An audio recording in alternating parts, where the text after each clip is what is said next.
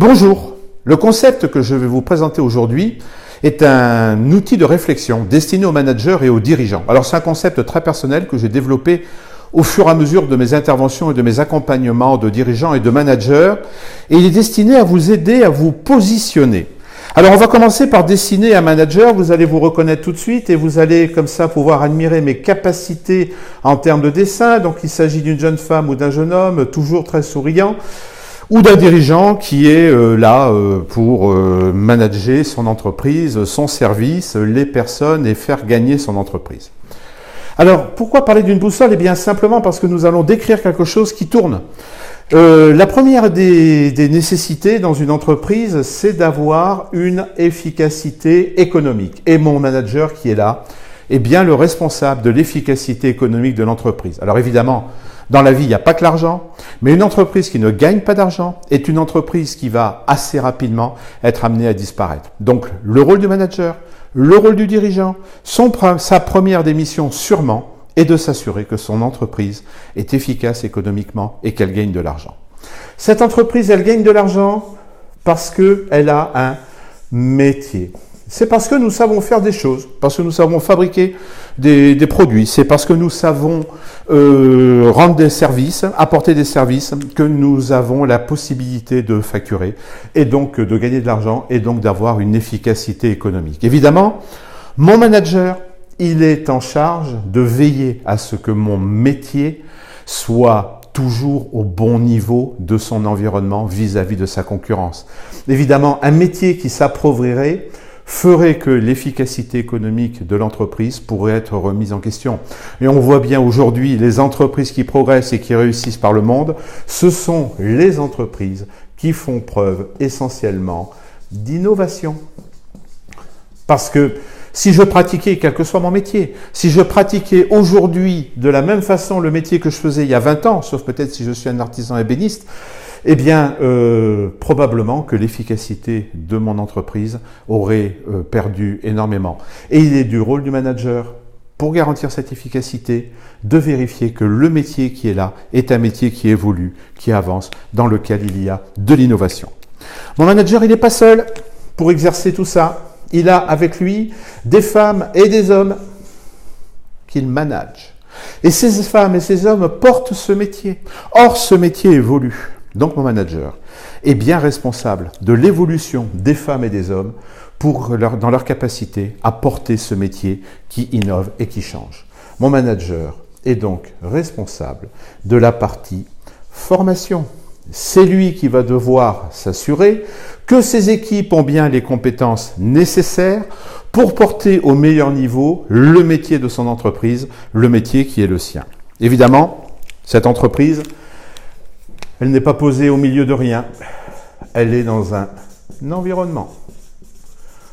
Et dans un double environnement, à savoir un environnement humain et un environnement social, fiscal, administratif, légal, etc.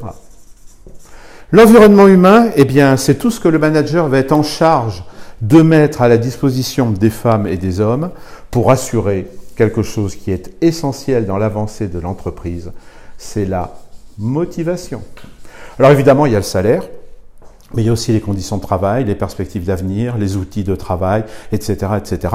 Tous ces sujets sur lesquels nous reviendrons plus tard, mais qui vont constituer la motivation. Et c'est bien mon manager qui est responsable de ça.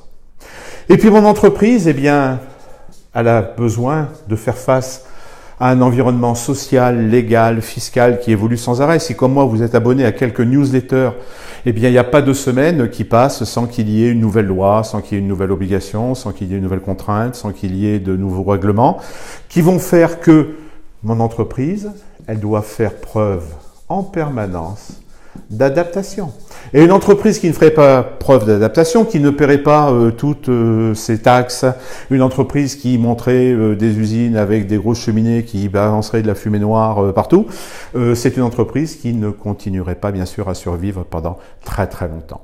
Donc la position de mon manager est une position qui est compliquée, efficacité économique, métier de l'entreprise, management des femmes et des hommes, motivation des équipes, réponse, adaptation à l'évolution d'un domaine social.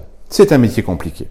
Alors évidemment, par rapport à ce métier qui est déjà compliqué en soi, il y a un certain nombre d'obligations.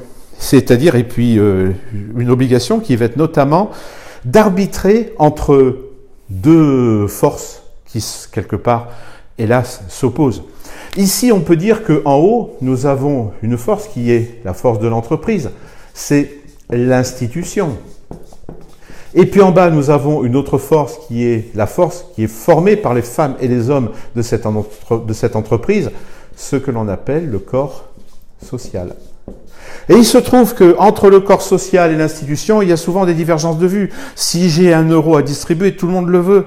L'entreprise veut 7 euros, et puis évidemment le corps social veut 7 euros, ou en tout cas chacun en veut une partie. Et c'est pour ça que le manager doit faire face à cette obligation et doit gérer ça. Alors évidemment, ici on a des partenaires sociaux, ici évidemment on a la direction, on a tout un contexte législatif, le droit du travail, Dieu sait s'il est riche en la matière, qui nous donne un certain nombre de pistes et qui nous contraint à respecter un certain nombre d'obligations, parfois pour le plus grand bien et de l'entreprise et des salariés. Mais évidemment, mon manager, eh bien, il est entre les deux et c'est pas toujours facile. Alors il y a un outil sur lequel nous reviendrons rapidement, qui est un outil qui va lui permettre en fait de concilier quelque part les deux, en faisant évoluer sa position de dirigeant ou de manager, en faisant en sorte qu'il mette en place quelque chose qui va être du coaching. Pourquoi le coaching est un outil qui va permettre de mieux faire dialoguer l'institution et le corps social? Eh bien parce que le coaching va apporter de la compétence au personnel qui est là, aux collaborateurs, et chaque collaborateur a envie d'apprendre, a envie de se développer, a envie d'en faire toujours un petit peu plus et un petit peu mieux. Et puis évidemment, l'institution, elle veut plus d'efficacité, plus de réussite, plus elle veut optimiser les moyens qu'elle met à la disposition. Et donc le coaching est quelque chose qui va à la fois apporter de l'efficacité à l'institution et à la fois apporter du savoir, de la compétence et du développement personnel aux salariés de l'entreprise. Donc ce coaching, il faut bien sûr l'introduire dans l'entreprise avec une casquette un petit peu spéciale qui est celle de manager coach, parce qu'on n'a pas les moyens, on n'a jamais les moyens de s'offrir, de mettre un coach derrière chacun de ses collaborateurs. C'est donc au manager de passer le cap et de devenir des managers coach. Évidemment, il y a des techniques pour ça. Nous en parlerons dans de prochaines vidéos. Si vous voulez encore aller un petit peu plus loin, eh bien ici vous voyez que de ce côté de mon graphique, on a une entreprise qui apprend, c'est ce qu'on appelle l'entreprise apprenante. Elle apprend à la fois sur son marché par l'innovation et elle apprend aussi à ses collaborateurs par la formation.